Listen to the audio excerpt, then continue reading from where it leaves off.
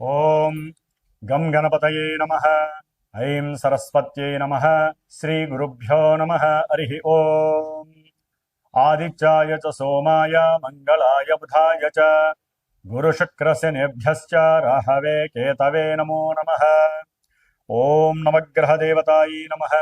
వాగర్ధావివ సంపృక్తో వాగర్ధ ప్రతిపత్తయే జగతః పితరో వందే పార్వతీ పరమేశ్వరో ఉమాశంకరాభ్యాం నమః. వీక్షిస్తున్నటువంటి ప్రేక్షకులందరికీ కూడా సూర్యనారాయణుడి యొక్క అనుగ్రహముతో ఆయురారోగ్యములు అష్టైశ్వర్యములు కలగాలని, అలాగే మనకి ఈ ఫిబ్రవరి మాసంలో 13వ తేదీ నుండి కూడా మార్చి 14వ తేదీ వరకు సూర్యుడు మకర రాశిలోంచి కుంభరాశిలోకి తన యొక్క సంచారాన్ని సంక్రమణం ద్వారా ప్రవేశించబోతున్నాడు. కాబట్టి ఫిబ్రవరి 15వ తేదీన మనకి మహాశివరాత్రి. ఆదిదేవుడు సమస్త లోకాలకి కూడా విశ్వంభరుడు అయినటువంటి విశ్వదేవుడైనటువంటి ఆ పరమేశ్వరుణ్ణి మనందరం కూడా చక్కగా విశేషమైనటువంటి అభిషేకాదులతో అర్చనలతో ఆరాధించి భజనలు గావించి లోక కళ్యాణార్థమై మనకి ముందు ముందు వచ్చేటటువంటి ఈ 3 నెలల కాలము కూడా మరి పంచగ్రహ కూటమి వలన ఎన్నో పాపగ్రహాల యొక్క కలయికల వలన ప్రపంచానికి ప్రకృతికి కూడా ఒక శాపంగా మారబోయేటటువంటి అవకాశం ఉంది. కాబట్టి ఆ పరమేశ్వరుణ్ణి ఆరాధించుకుంటూ అట్లాగే 14వ తారీఖున వచ్చేటటువంటి శనిత్రయోదశి ప్రదోషకాల వ్రతము అంటే సాయంకాలము సంధ్యా సమయం తర్వాత ఆ శని భగవానుడికి అందరూ కూడా తప్పనిసరిగా తమ యొక్క కర్మదోషాలు పోగొట్టుకోవడానికి విశేషముగా తిల తైలాభిషేకార్చనలు చేసుకొని రావి చెట్టు చుట్టూ గనక ప్రదక్షిణం చేసుకుంటే ఐశ్వర్య వృద్ధితో పాటుగా మనో అభీష్ట సిద్ధి కూడా కలుగుతుంది. ముఖ్యంగా మనకి ఈ ఫిబ్రవరి మాసంలో సూర్య సంక్రమణంతో పాటుగా ఇప్పటికే రాహువు కుంభరాశిలో తిష్ట వేసుకొని అది శని ఇంట్లో మరి వ్యాపారానికి బుద్ధికి నరాలకి తెలివితేటలకి మనం మాట్లాడే ప్రతి మాటకి సంభాషణలకి కూడా బంధుమిత్రాదులతో కలయికతో పాటుగా అన్ని రకాలైనటువంటి యాక్టివిటీస్కి శరీరం అసలు చేతనత్వంగా ఉండాలంటే బుధగ్రహము మరి విశేషమైనటువంటి ఫలిత రూపకంగా మనకు ఉండాలి. మరి ఆయన ఆల్రెడీ ఫిబ్రవరి 3వ తేదీన రాహువుతో కలిసి కుంభరాశిలో ప్రవేశం జరిగింది. ఫిబ్రవరి 6వ తేదీన మరి అష్టైశ్వర్యాలకి ఎంతోమంది వ్యాపారస్తులు, ముఖ్యంగా జ్యువెలరీ వ్యాపారం చేసేవాళ్ళు, దాని రిలేటెడ్ ఏదైనా సరే, అది గిల్ట్ నగలు కావచ్చు, వస్త్రాలకి సంబంధించినటువంటి పెద్ద పెద్ద బిజినెస్లు, చిన్న చిన్న వాళ్ళు కావచ్చు, అట్లాగే సుగంధ ద్రవ్యాలని అమ్మేటటువంటి వాళ్ళు, వ్యాపారస్తులు, ముఖ్యంగా ఫైనాన్స్ బిజినెస్ చేసేటటువంటి వాళ్ళు, మ్యారేజ్ బ్రోకరిజం చేసేటటువంటి వాళ్ళు, అంటే మధ్యవర్తిత్వం చేస్తూ ఉంటారు. అలాంటి మ్యారేజ్ సంబంధించినటువంటి వ్యాపారస్తులు కానివ్వండి, అట్లాగే భార్యాభర్తలకి సంబంధించినటువంటి సత్సంతాన యోగానికి కారకుడైనటువంటి వీర్యకారకుడైనటువంటి శుక్ర భగవానుడు కూడా మరి రాహుతో కలిసి 6వ తారీఖు నుంచి కూడా ఈ నెలాఖరంతా అక్కడే ఉంటాడు. అట్లాగే ఇప్పుడు అసలైనటువంటి గ్రహము కుజగ్రహము. ఇది ఫిబ్రవరి 23వ తేదీ నుండి కూడా దాదాపుగా ఏప్రిల్ 2వ తేదీ వరకు కూడా కుంభరాశిలోనే ఈ గ్రహాలన్నిటితో సంచారం చేస్తూ కుజుడు రాహువు కలవటం ఒక రకంగా కూడా మంగళయోగం అయినప్పటికీ కూడా, కుజరాహుల యోగం అయినప్పటికీ కూడా, సింహంలో ఉన్నటువంటి కేతువు, ఈ యొక్క కుజరాహు కేతువుల యొక్క సంయోగము శని ఇంట్లో జరగడం ద్వారా ఎన్నో బీభత్సకరమైనటువంటి సమస్యలు అనుభవించేటటువంటి పరిస్థితులు మనకు కలగచ్చు అని శాస్త్రం తెలియజేస్తోంది. కాబట్టి కుజరాహువుల యొక్క సంబంధం, కుజ రాహు కేతువుల యొక్క సంబంధం అటు వ్యాపారస్తులకి, శుక్రగ్రహానికి సంబంధించిన వ్యాపారస్తులకు కానివ్వండి, అనేక భావాల కారకత్వాలకి, ముఖ్యంగా సూర్య భగవానుడు కూడా మరి ఫిబ్రవరి 13వ తేదీ నుండి మార్చి 14వ తేదీ వరకు కూడా కుంభరాశిలో ఉంటాడు. ఈ 5 గ్రహాల యొక్క సమ్మేళనము విశేషమైనటువంటి శుభ ఫలితాలతో పాటుగా కొన్ని రాశుల వారికి ప్రపంచానికి కాస్త ఈ యొక్క కారకత్వాలనేవి కొంత ఫ్లక్చువేషన్స్ని, అట్లాగే ప్రకృతిలో ఎన్నో బీభత్సాలని కలిగజేసే అవకాశాలు ఉండవచ్చు. అది యుద్ధపరంగా, ఎందుకంటే కుజుడు అనేవాడు యుద్ధకారకుడు. అట్లాగే భూకంపాలకి సంబంధించిన వారు, అది వాయుతత్వ రాశిలో ఉన్నటువంటి గ్రహాలన్నీ కూడా ముఖ్యంగా రాజకీయ నాయకుల యొక్క పదవి గండాలు కావచ్చు, రాజకీయ నాయకుల యొక్క పెద్ద పెద్ద వాళ్ళు ఎవరైనా కావచ్చు, వారి యొక్క ఆరోగ్యం సరిగ్గా లేకపోవటము, అనారోగ్యపరంగా ఇబ్బందులు, ఏదైనా ఎలక్షన్స్ కనుక జరిగినట్లయితే ఆ ఎలక్షన్స్కి సంబంధించినటువంటి ఎన్నో ఇబ్బందులు, అంటే అక్కడ ఒక రకంగా చెప్పాలంటే యుద్ధ వాతావరణం నెలకొల్పేటటువంటి పరిస్థితులు ఈ పంచగ్రహ కూటమి తెలియజేస్తోంది. అట్లాగే మన సామాన్యంగా చూసుకున్నట్లయితే కనుక ఎవరి యొక్క జాతకాలలో అయితే కుజదోషాలు ఉంటాయో, రాహుకేతువులతో కూడినటువంటి కాలసర్ప యోగ దోషాలు ఉంటాయో, అట్లాగే ఎన్నో రకాలైనటువంటి శుక్రగ్రహ దోషాలు ఉంటాయో, వ్యాపార దోషాలు, వీటన్నిటికీ కూడా ఈ యొక్క పంచగ్రహ కూటమిలో గనక ఎవరైతే గనక సుబ్రహ్మణ్యేశ్వర స్వామి ఆరాధన చేస్తారో, ఎవరైతే ఈ కుజరాహుకేతువుల యొక్క జప ఆరాధనలో పాల్గొంటారో వారికి వారి జాతకంలో ఉన్నటువంటి కుజదోషాలు కావచ్చు, సర్పదోషాలు కావచ్చు, మాతా పితృదోషాలు కావచ్చు, ఎన్నో రకాలైనటువంటి సమస్యలకి చెక్ పెట్టేటటువంటి సమయంగా మనం భావించాలి. ఎందుకంటే 5 గ్రహాల కూటమి అంటే ఎన్నో రకాలైనటువంటి విపరీతమైనటువంటి అనర్థాలు జరిగే అవకాశం కొన్ని రాశులకు ఉంటుంది. ప్రపంచం దేశగోచారంలో మరి అది ప్రపంచం మీద వ్యాప్తి చెందుతుంది. కానీ మనకి ఎవరికి జాతకాలు వాళ్ళకు ఉంటాయి కాబట్టి రాశుల రీత్యా కావచ్చు, జన్మ జాతకంలో లగ్న రీత్యా కావచ్చు, జరుగుతున్నటువంటి దశ అంతర్దశలు, ముఖ్యంగా కుజ మహర్దశ గాని, రాహు మహర్దశ గాని, కేతు మహర్దశ గాని, శని మహర్దశ గాని, ఈ పాపగ్రహ మహర్దశలు జరుగుతున్నా, మరి రాహుతో కలిసినటువంటి ఈ సూర్యుడు, బుధుడు, శుక్రుడు యొక్క దశలు అంతర్దశలు జరుగుతున్నా, వీరి యొక్క దశల్లో వారి జాతకంలో ఎక్కడైనా సరే దోషాలు ఉన్నట్లయితే అవి కాస్త ఇబ్బంది పెట్టేటటువంటి పరిస్థితి ఈ యొక్క పంచగ్రహ కూటమి వలన కనపడుతోంది. కాబట్టి దాదాపుగా ఫిబ్రవరి అంటే మార్చి 1 నుంచి కూడా కుజుడు శతభిష నక్షత్రంలోకి వస్తాడు. అది ఇంకా బీభత్సకరమైనటువంటి సందర్భము. కాబట్టి ఫిబ్రవరి 23వ తేదీ నుండి కూడా దాదాపుగా మనకి 77 రోజులు, అంటే 70 రోజులు అనుకోండి, 70 రోజులు అంటే మే 10వ తారీఖు వరకు కూడా ఈ కుజ రాహు కేతువుల యొక్క శనిగ్రహ యొక్క ప్రభావం. ఎందుకంటే ఏప్రిల్ 2వ తేదీ నుండి కూడా మే 10వ తేదీ వరకు కుజుడు మీనరాశిలో శనితో కలిసి ఉంటాడు. ఇది మహా దోషప్రదమైనటువంటిది. కాబట్టి ఎన్నో రకాలైనటువంటి దోషాలను కలుగజేసేటటువంటి ఈ దోషాన్ని మనం హరింపజేసుకోవటానికి మా యొక్క శ్రీమాత జ్యోతిషాలయ పీఠం తరపున నేను 70 రోజులు ఈ యొక్క కుజగ్రహానికి, రాహుకేతువులకి, శనికి సంబంధించినటువంటి జపాన్ని ఆచరిస్తూ, ముఖ్యంగా ఈ యొక్క కేతుగణ దోషాలు మఖానక్షత్రంలోకి కేతు అనేటటువంటి వాడు ప్రవేశిస్తున్నాడు దాదాపుగా మనకి మార్చి 1 నుంచి. కాబట్టి ఇంకా దోషాలు ఎక్కువయ్యే అవకాశం ఉంటుంది. కాలసర్ప యోగ దోషం కూడా పడుతోంది. అంటే రాహుకేతువుల మధ్యలోనే గ్రహాలన్నీ కూడా సంస్థాపితమై దాదాపుగా మనకి కాలసర్పయోగ దోషం అనేటటువంటిది ఉండే అవకాశం ఉంటుంది జూలై 1 వీక్ వరకు కూడా.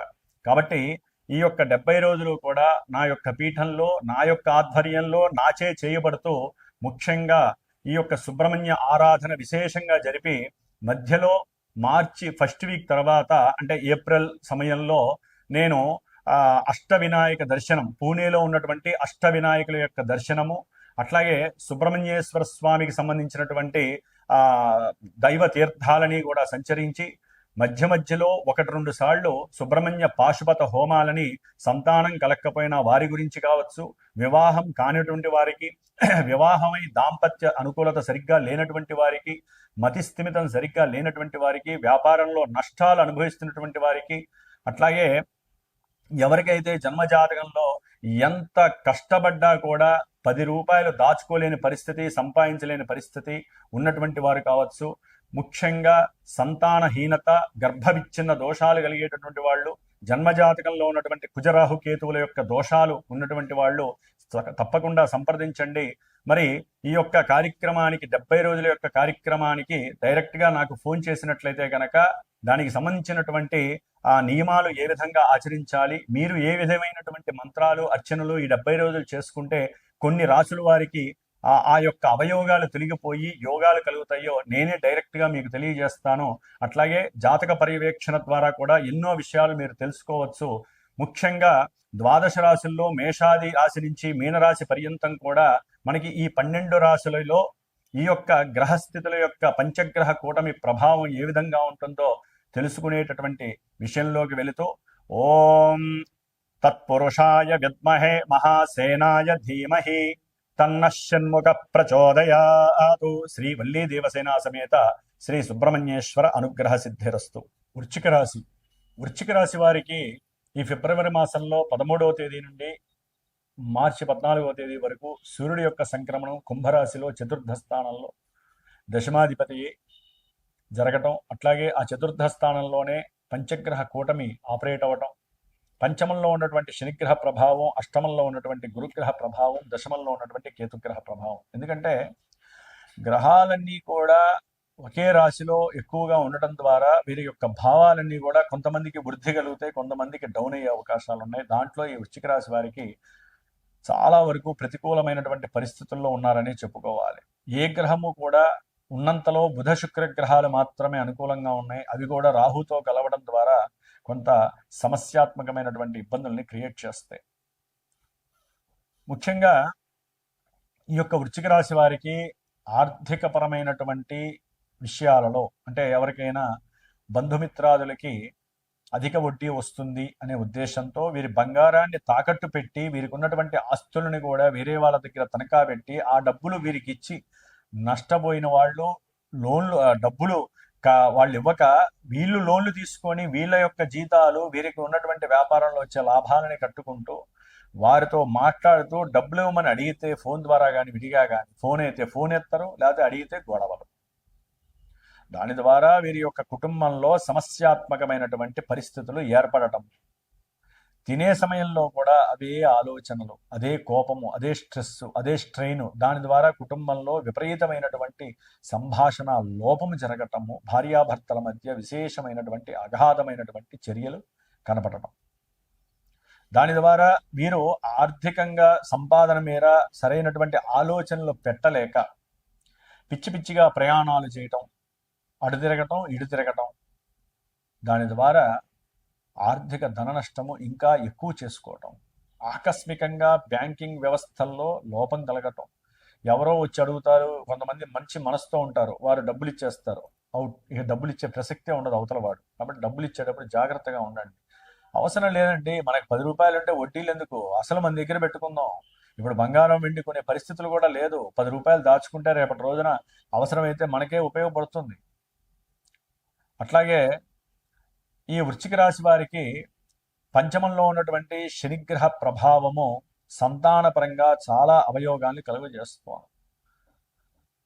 అంటే కుటుంబంలో పెద్ద పెద్ద వాళ్ళకి కొంత కోరిక ఉంటుంది, ఒరే నాయన లేకపోతే అమ్మాయి పెళ్ళి చాలా కాలం అయింది, సరే మీరు అడిగారు, 2-3 సంవత్సరాలు 4 సంవత్సరాలు వెయిట్ చేస్తూ ఉన్నారు, ఏదో లోకంలో అనుభవించేస్తాము, తర్వాత పిల్లల్ని కంటా ఉన్నారు, కాబట్టి పిల్లల పరంగా కాస్త ఇప్పుడైనా ప్రిపేర్ కండి అంటే పెద్దవాళ్ళని ఎదిరించటం, మాకు తెలిసినే మాకు కోరికలు ఉన్నాయి, ఆ కోరికలన్నీ తీరిన తర్వాత మేము సెటిల్ అయిన తర్వాత అప్పుడు పిల్లల్ని కంటామని చెప్పి అనేవాళ్ళు కూడా ఈ యొక్క వృశ్చిక రాశిలో చాలామంది చాలా రోజులు బట్టి అలాంటి పరిస్థితులు కూడా జరుగుతున్నాయి.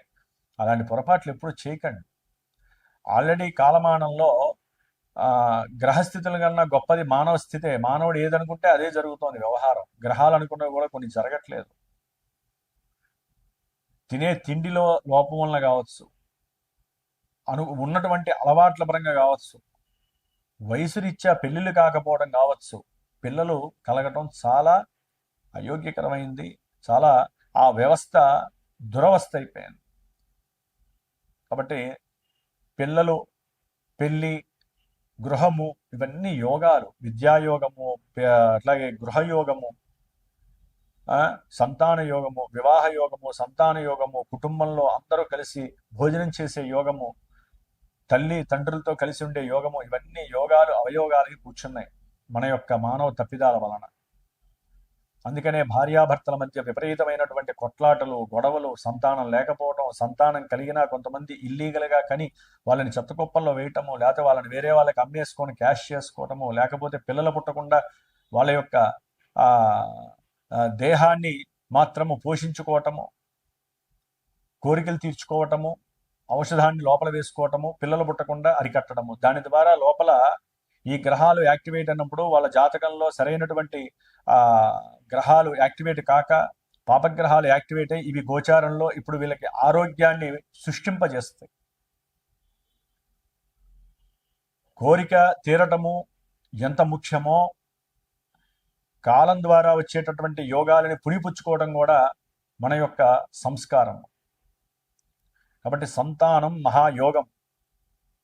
దాన్ని కలగజేయకుండా ఏ ఔషధాలు వేయకండి, ఏ ఇంజెక్షన్లు చేయించుకోకండి, ఎటువంటి ఇల్లీగల్ కాంటాక్ట్స్ పెట్టుకోకుండా ఉండటం చాలా మంచిది. కాబట్టి చక్కగా సంస్కారయుక్తంగా వివాహం చేసుకోవాలి, సంస్కారం చేసుకొని సంతానాన్ని కనాలి, సృష్టి ధర్మాన్ని మనం పరిపాలించాలి. మా భగవంతుడు పురుషుడికి స్త్రీకి ఇచ్చినటువంటి అత్యంత యోగకరమైనటువంటి యోగమే సంసారము, అదే పెళ్లి. కాబట్టి ఆడవాళ్ళైనా మగవాళ్ళైనా సరే సరైన సమయానికి వివాహాన్ని చేసుకోండి. జీవితంలో స్థిరపడడం అనేది ఎప్పటికైనా చేయొచ్చు. ఇప్పుడు స్థిరపడ్డవాడు 2 ఏళ్ల తర్వాత అధోగతి పాలైతే భార్యాభర్తలు విడిపోతారా? కాబట్టి భార్యాభర్తల మధ్య ఉన్నటువంటి సత్సంబంధానికి మిగతా బహిర్గతమైనటువంటి వ్యవహారాలకి, లోక వ్యవహారాలకి సంబంధమే లేదు. కాబట్టి వృశ్చిక రాశి వారు సంతానాన్ని నిర్లక్ష్యం చేయకండి. ఒకవేళ సంతానం పుట్టినా వారి మీద లేనిపోని ఇబ్బందులు పెట్టుకోకండి. వారితో అనుకూలంగా ఉండటానికి ప్రయత్నం చేయండి. వారు ఏదైనా వేరే ఇబ్బందికరమైనటువంటి దారిలో వెళ్తే వారిని పట్టుకొని వాళ్ళకి మంచి సంస్కారయుక్తమైనటువంటి మాటలతో మోటివేట్ చేయండి, కౌన్సిలింగ్ ఇవ్వండి. కాబట్టి జాగ్రత్తగా వృశ్చిక రాశి వారు సంతానాన్ని కాపాడుకోండి. వారి యొక్క ప్రేమను పొందటానికి మీ ప్రేమని బదులుగా పెట్టండి. కాబట్టి ముఖ్యంగా చతుర్థంలో ఉన్నటువంటి పంచగ్రహ కూటమి వలన వీరికి రావాల్సినటువంటి ఉద్యోగము వేరే వారికి వెళ్ళిపోవటము, ఉద్యోగ ధర్మంలో కూడా మీరు పెట్టినటువంటి ఏదైనా వ్రాతపూర్వకమైనటువంటి విషయంలో వేరే వాళ్ళు ఫోర్జరీ చేసి వాళ్ళు ఉద్యోగాన్ని పొందటము, అట్లాగే తండ్రి యొక్క ఉద్యోగం మీకు వస్తుంది అనుకుంటే అది కూడా కోల్పోవటము, అది మీకు రాదని చెప్పటము, దానికి కూడా ఎన్నో కారణాలు అంతర్గతంగా జరుగుతూ ఉండటం. అట్లాగే 4వ స్థానంలో ఉన్నటువంటి కుజగ్రహము రవితో రాహుతో కలవటం ద్వారా వృశ్చిక రాశి వారికి కోర్టు సంబంధిత వ్యవహారాలు, ఈ యొక్క భూలాభ విషయాలు కావచ్చు, గృహపరమైనటువంటి విషయాలు కావచ్చు, పిత్రార్జిత విషయాల్లో కావచ్చు, వీరికి ఉన్నటువంటి కొన్ని పితృదోషాల వల్ల కావచ్చు, కుజదోషాల వల్ల కావచ్చు, కాలసర్పయోగ దోషాల వల్ల కావచ్చు, లేనిపోని అవస్థల్ని గురి చేస్తుంది. కోర్టు చుట్టూ తిరగటమే తప్ప వాళ్ళకి పని జరగదు. కాబట్టి వీరు జాగ్రత్తగా ప్రభుత్వ సలహాలు లేకపోతే ప్రభుత్వంలో పనిచేసేటువంటి సలహాలు తీసుకోండి, ఉద్యోగస్తుల యొక్క సలహాలు. అట్లాగే మీకున్నటువంటి గృహ సంబంధిత సమస్యలు నివృత్తి చేసుకోవడానికి సాధన చేసుకోండి. సుబ్రహ్మణ్యేశ్వర స్వామి యొక్క ఆరాధన సాధన చాలా విశేషప్రదము. దాని ద్వారా మీకు కంపల్సరీ లాభం జరుగుతుంది. అన్నదమ్ములు ఈ యొక్క విషయంలో అనవసరంగా కొట్లాటలకు దిగటం, ఒకరికొకరు అనుమానించుకోవటం, అవమానించుకోవటం, మాటలు పడటం, విడిపోవడం, గృహంలో సౌఖ్యం లేకుండా చేసుకోవడం చేయకండి. విద్యార్థులకు కూడా చాలా బెడదగా ఉంటుంది.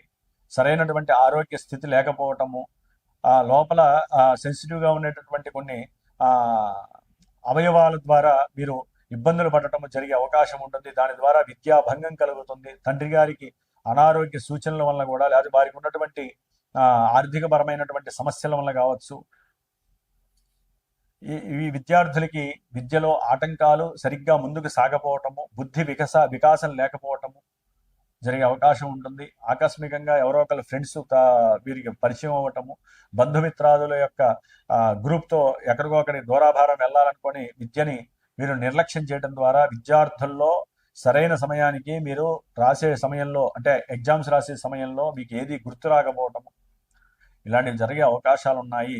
ఎందుకంటే ఇక్కడ రవి, కుజ, బుధ, శుక్ర, ఒక్క శుక్రుడు బాగున్నాడు. అయితే భార్యాభర్తల మధ్య గృహంలో సౌఖ్యత ఉండదు. తినేటటువంటి తిండి విషయంలో కూడా వీరికి సౌఖ్యత దొరకదు, స్త్రీకైనా పురుషుడికైనా.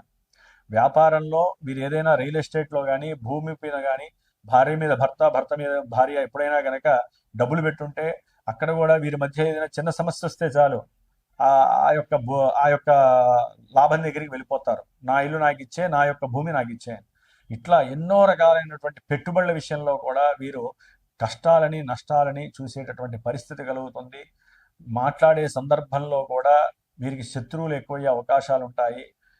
షేర్స్, స్టాక్ మార్కెట్స్లో కూడా వీరికి ధన నష్టం కలగటానికి అవకాశం ఉంటుంది. ఆచితూచి మీ యొక్క జన్మజాతకాన్ని పరీక్ష చేసుకొని, జన్మజాతకంలో జరిగే ఈవెంట్స్ వైజ్ మాత్రమే మీరు ప్లాన్ చేసుకోండి. గోచారంలో అవి రిఫ్లెక్ట్ అయినప్పుడు వాటికి తగ్గ జపతపాదులు చేయించుకోండి. లేదా పీఠం తరపున నేను చేసేటటువంటి 70 రోజుల యొక్క ఈ ఇప్పుడు ఇందాక చెప్పినటువంటి కొన్ని దోషాలు, విద్యార్థులు కావచ్చు, గృహ విషయాలలో ఎవరైనా ఇబ్బందులు పడుతున్నా, కోర్టు కేసులకు సంబంధించి భార్యాభర్తల మధ్య విభేదాలు, గృహంలో సమస్యలు, అన్నదమ్ముల మధ్య సమస్యలు ఉన్నటువంటి వారు, ఆర్థికంగా ఎన్ని చేసినా నష్టపోయేటటువంటి వాళ్ళు, సంతాన నష్టహీనులు, వీళ్ళందరూ కూడా సుబ్రహ్మణ్య అనుగ్రహాన్ని పొందడానికి ప్రయత్నం చేయండి. మా పీఠానికి ఫోన్ చేయండి. నా వంతుగా నేను మీ యొక్క విజయ సాధనకి, మీకు కలిగే లాభ ఆపేక్షకి నా వంతు సహకారం నేను అందిస్తాను. ఓం శ్రీమాత్రే నమః.